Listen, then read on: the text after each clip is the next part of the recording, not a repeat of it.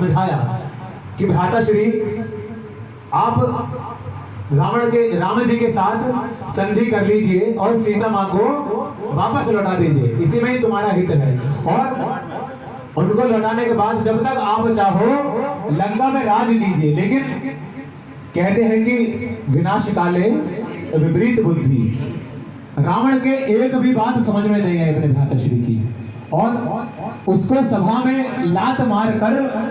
सभा से बाहर निकाल दिया। तो जब विभीषण जी को लात लगी तो उनके सचिवों ने सोचा कि अच्छा हुआ हमने ये बात नहीं बताई, जब अपने छोटे भाई को लात मारी है तो हमारे तो पता नहीं क्या ही हाल करते, मतलब ये जान से ही मार देते। तो भ्राताश्री विभीषण ने उनसे कहा कि कोई बात नहीं,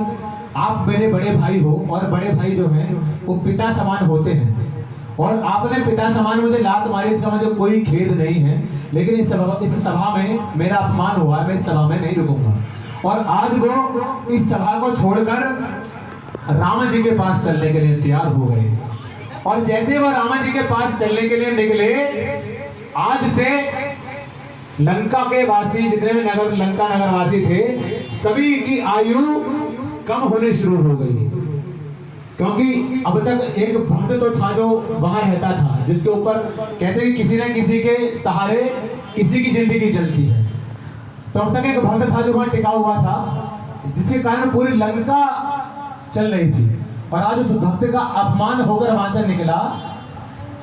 तो वहां आज सब आयुहीन हो गए, आज से सबकी आयु कम होनी शुरू हो गई